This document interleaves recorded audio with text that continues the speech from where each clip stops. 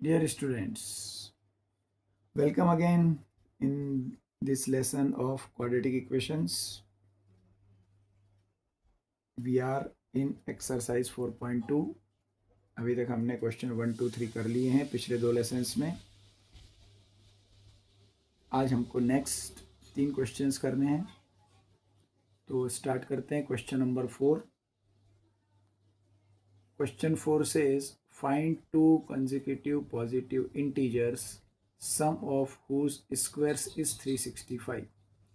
दो ऐसे consecutive positive integers जिनके स्क्वायर्स का सम, दोनों नंबर का, इस दोनों इंटीजर्स का स्क्वायर करना है, फिर ऐड करना है, तो आंसर 365 आना चाहिए. कंजिक्यूटिव का मतलब होता है जो एक के बाद एक आते हैं, 7 एंड 8, 13 एंड 14 या कुछ भी.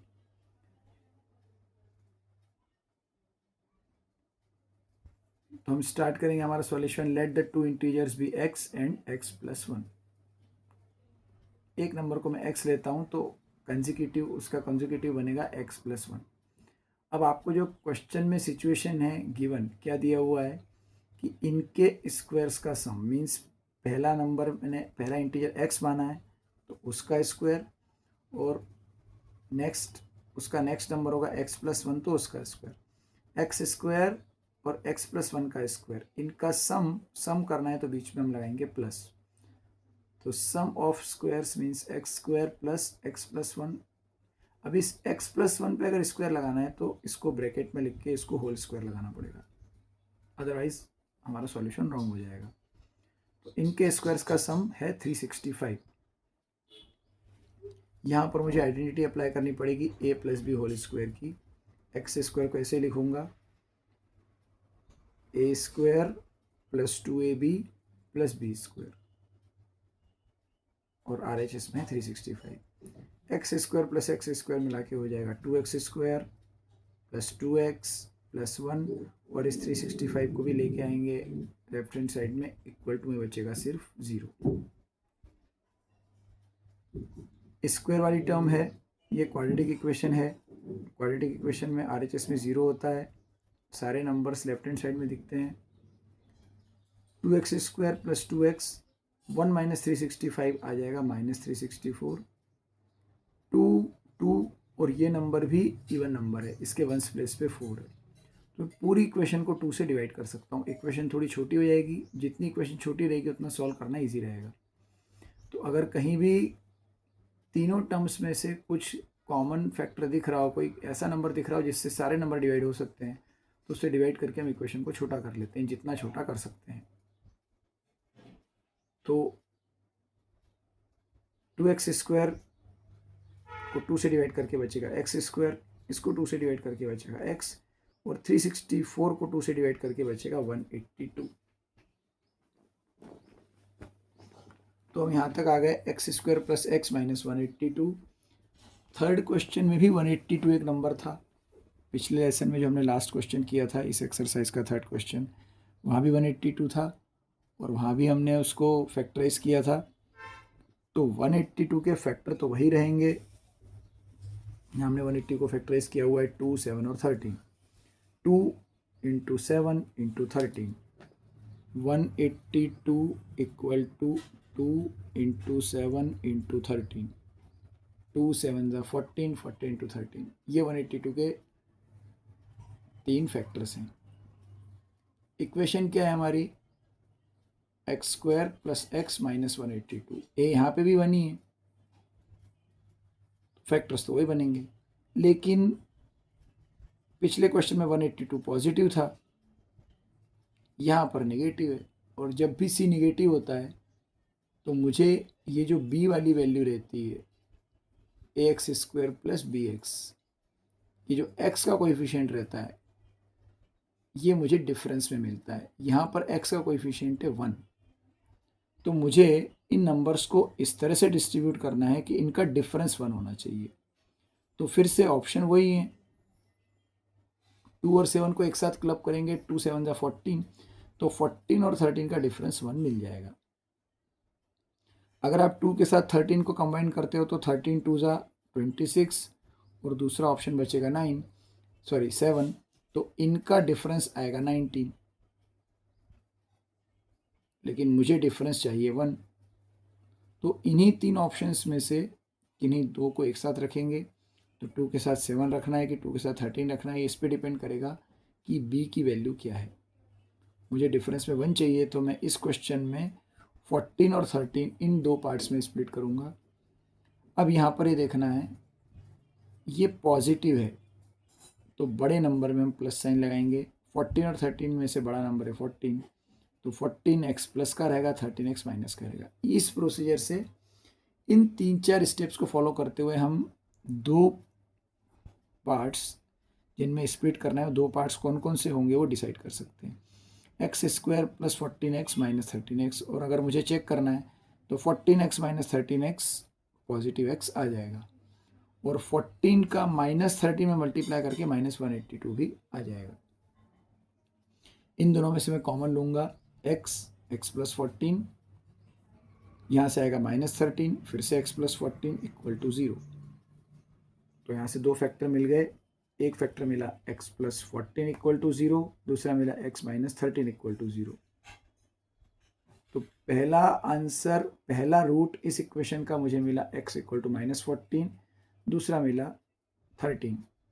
क्वेश्चन में दिया था find 2 consecutive positive integers. Question में मेंशन था कि दोनों इंटीजर्स कंसेक्यूटिव होने चाहिए और पॉजिटिव होने चाहिए। हमको इक्वेशन क्वाड्रेटिक जब भी मिलेगी, 2 ऑप्शंस, क्वाड्रेटिक इक्वेशन के 2 आंसर आते हैं।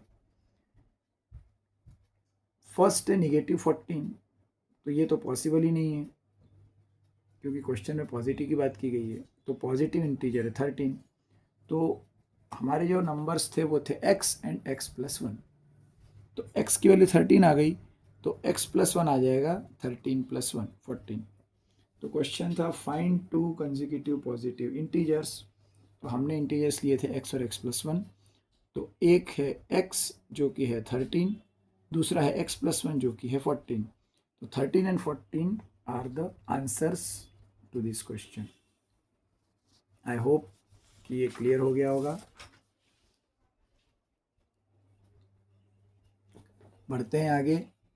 5th question of this exercise 4.2, it is given that altitude of a right triangle is 7 centimeter less than its base। Right angle triangle हम पढ़ना स्टार्ट करते हैं क्लास 7 से, जहाँ पर हम पाइथागोरस थ्योरम पढ़ते हैं।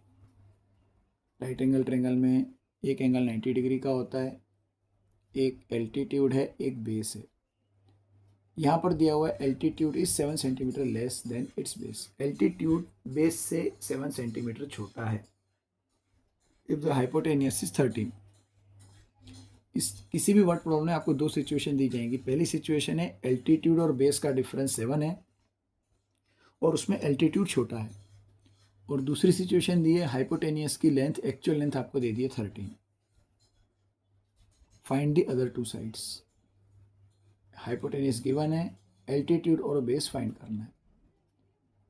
इस टाइप की सिचुएशंस में दोनों साइड्स में से, दोनों नंबर्स में से जो भी छोटा होगा उसको अपन x मानते हैं, ताकि दूसरी वाली वैल्यू निकालने के लिए हमको प्लस कर पाए।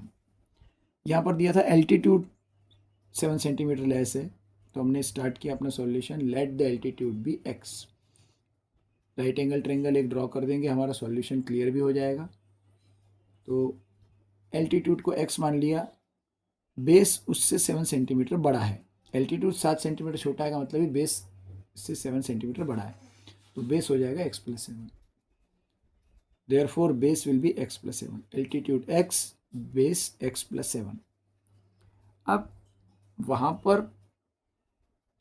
पिछले क्वेश्चन में दिया था sum of whose squares.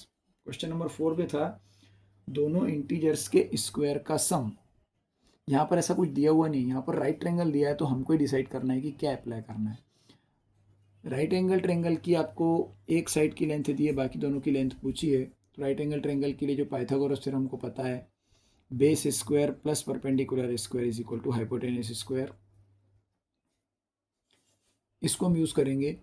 Base की जगह पुट करेंगे x प्लस 7, उसका होल स्क्वायर, परपेंडिकुलर जिसको हम एल्टीट्यूड बोलते हैं वही परपेंडिकुलर है, वो है x स्क्वायर, और हाइपोटेनियस की वैल्यू 13 क्वेश्चन में गिवन है 13 स्क्वायर। यहाँ पर अपन a plus B whole square identity, पूरा प्रोसीजर सेम टू सेम रहेगा पिछले क्वेश्चन के जैसा। A plus B whole square है तो a square plus 2ab plus B square, 7 का स्क्वायर होता है 49, 2ab करेंगे तो 2 इंटू एक्स इंटू 7, 2 7 था 14x प्लस ये एक्स स्क्वायर और 13 का स्क्वायर हो गया 169, x square plus X square 2x square, 14x 49, 169 इधर आके माइनस हो जाएगा, इक्वल टू में हो जाएगा 0। तो अपन पिछले क्वेश्चन के जैसे ही सेम स्टेप्स को फॉलो करते हुए चल रहे हैं, सिर्फ नंबर्स आपको अलग दिख रहे होंगे। 2x square plus 14x plus 49 और माइनस 169 अगले स्टेप में हो जाएगा माइनस का 120 इक्वल टू 0। अगेन 2 है, 14 है, 120 है, सारे नंबर्स इवन है, इसको हम 2 से डिवाइड कर सकते हैं, तो इक्वेशन बच जाएगी X square plus 7x minus 60 equal to 0। A1 C is 60, 60 बन जा 60, 60 का फैक्टराइजेशन किया मिला 2, 2, 3 एंड 5। इन 4 नंबर को इस तरह से डिस्ट्रीब्यूट करना है कि यहाँ पर ये C निगेटिव है तो मुझे डिफरेंस में 7 चाहिए, C निगेटिव है तो ये नंबर मुझे डिफरेंस में चाहिए। इन नंबर्स को इस तरह से डिस्ट्रीब्यूट करना है 2 पार्ट में कि डिफरेंस 7 आना चाहिए। तो यहाँ पर अगर अपन 2, 2 और 3 इनको एक साथ रख लेंगे तो 2 2 ज़ा 4, 4 3 ज़ा 12 और 12 5 ज़ा 60, तो एक तरफ आ जाएगा 12, एक तरफ आ जाएगा 5। तो 2 पार्ट हो गए डिसाइड, एक 12 एक 5, 12 5 ज़ा 60 और 12 और 5 का डिफरेंस 7। अगला काम, इसका साइन देखना है, पॉजिटिव है तो बड़े नंबर में प्लस साइन लगाएंगे। हमारे जो 2 पार्ट थे 12 और 5 में से 12 बड़ा है, 12 को पॉजिटिव, तो X square plus 12x minus 5x minus 60 equal to 0। इन दोनों में से कॉमन लेंगे तो x प्लस 12, यहाँ से minus 5 x plus 12 equal to 0। तो मुझे 2 फैक्टर मिले, x plus 12 x minus 5 equal to 0। x plus 12 से मुझे मिलेगा x इक्वल टू माइनस 12 और x माइनस 5 से मिलेगा 5। अब यहाँ पर पिछले क्वेश्चन में दिया था कंसेक्यूटिव पॉजिटिव इंटीजर, इसलिए हमने निगेटिव 14 को साइड में हटा दिया था। यहाँ पर x था क्या, x है उस राइट एंगल ट्रायंगल के एल्टीट्यूड की लेंथ। तो किसी भी पॉलीगॉन के साइड की लेंथ कभी निगेटिव हो नहीं सकती, तो -12 इज़ नॉट पॉसिबल, यह मेंशन कर देंगे -12 इज़ नॉट पॉसिबल। तो एक ही आंसर बचा 5, तो x की वैल्यू 5 है। क्वेश्चन था फाइंड द अदर 2 साइड्स, तो एल्टीट्यूड और बेस फाइंड करना था। एल्टीट्यूड को हमने x माना था, x में इक्वेशन बन गई, सॉल्व करके x की वैल्यू 5 आ गई, मतलब एल्टीट्यूड 5 हो गया और बेस उससे 7 सेंटीमीटर ज़्यादा है, x प्लस 7, तो एल्टीट्यूड है 5, बेस है 12। तो ये हमारा क्वेश्चन नंबर 5 हो गया। अब इस एक्सरसाइज का लास्ट क्वेश्चन, क्वेश्चन नंबर 6, इसमें दिया है, ये क्वेश्चन आपके एग्जाम्पल 1 के सेकेंड वाले पार्ट की तरह है। यहाँ पर इक्वेशन बनाना सीखेंगे हम, फिर आप लोग उसकी प्रैक्टिस करेंगे एग्जाम्पल वाले क्वेश्चन की। A cottage industry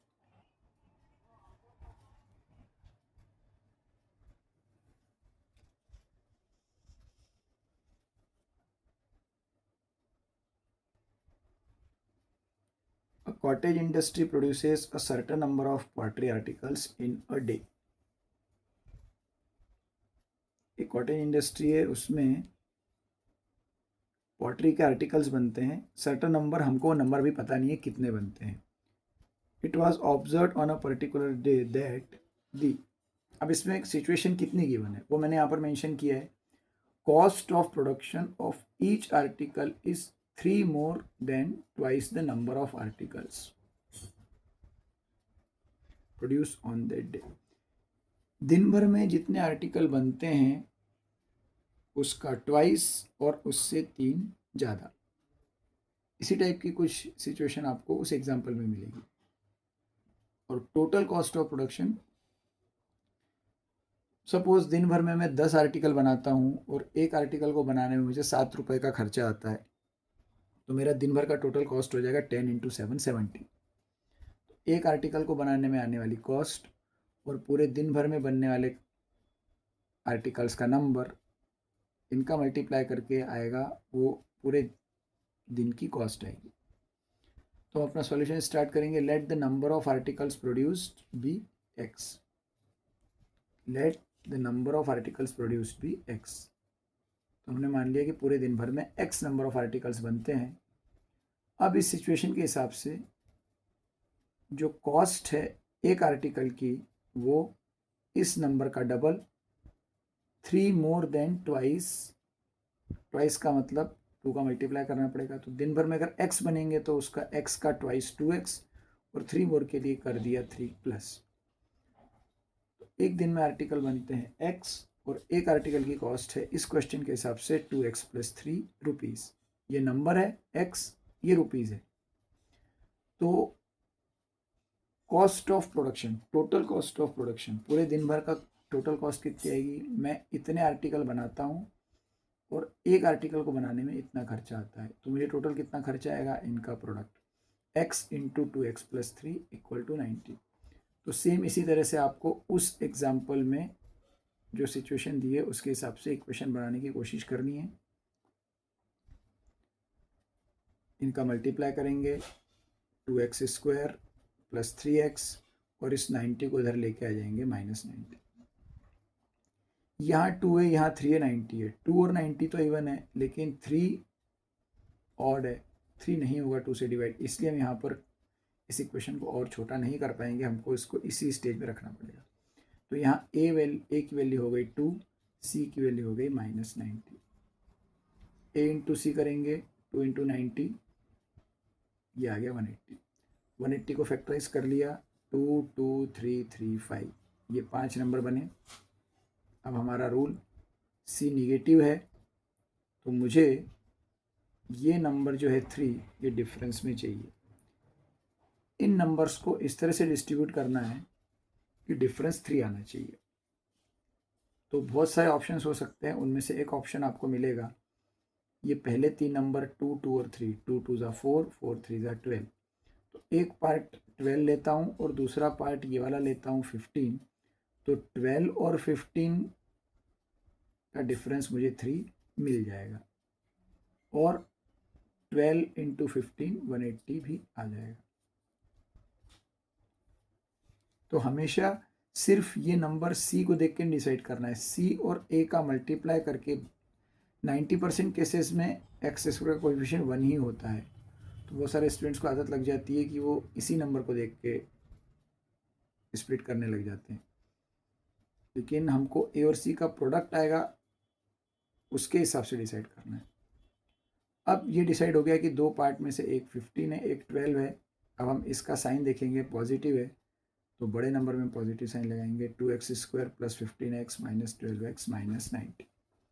first 2 terms में से कॉमन अब सिर्फ x आ पाएगा। ये 2 है, 15 है, 2 और 15 में से कुछ भी कॉमन ही निकल सकता, तो नंबर कुछ भी कॉमन नहीं आएगा। यहाँ पर x की पावर 2 है, यहाँ पर x की पावर 1 है, तो एक सिंगल x कॉमन आ जाएगा। यहाँ से बचेगा 2x प्लस 15 और 12 और 90 में से कॉमन आ सकता है 6। दोनों निगेटिव हैं तो निगेटिव साइन भी कॉमन ले लिया, -6। यहाँ से बचेगा 2x, 6 2 ज़ा 12 होता है और 6 इंटू 15 90 होता है।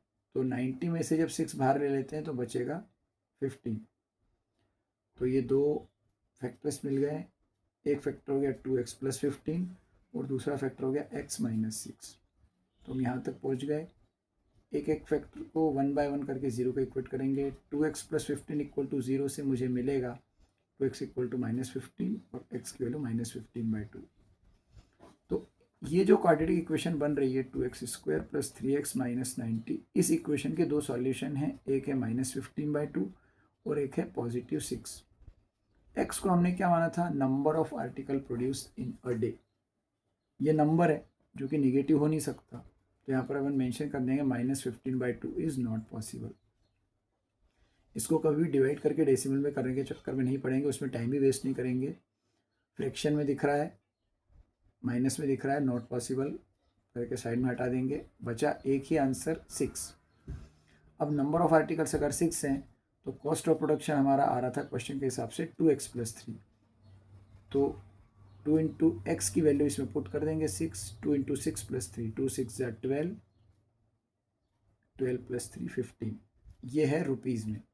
इसका मतलब दिन भर में 6 आर्टिकल्स बनते हैं और एक आर्टिकल के बनने में 15 रुपये का खर्च आता है, तो दिन भर का टोटल कॉस्ट हो जाएगा 15 6 = 90। हम अपना आंसर चेक भी, जो आंसर आ रहा है वो क्वेश्चन में दी हुई सिचुएशन को सेटिस्फाई कर रहे हैं कि नहीं, ये आंसर आने के बाद हम चेक कर सकते हैं। तो 6 का 2 ट्वाइस 12 और उससे 3 ज़्यादा मतलब 15, और तो ये पहली सिचुएशन सेटिस्फाई हो गई और दोनों का प्रोडक्ट 90, ये भी सेटिस्फाई हो गई। तो क्वेश्चन में पूछा गया था find the number of articles and the cost of each article, तो ये दोनों आंसर हैं। नंबर ऑफ आर्टिकल 6, पहला आंसर ये है, और दूसरी चीज़ पूछी गई थी कॉस्ट ऑफ ईच आर्टिकल, वो ये है। तो हमारी एक्सरसाइज 4.2 ये भी कंप्लीट हो गई। नेक्स्ट लेसन से हम स्टार्ट करेंगे 4.3, जिसमें हमको पढ़ना है नेचर ऑफ रूट्स। तो मिलते हैं नेक्स्ट लेसन में। Thank you.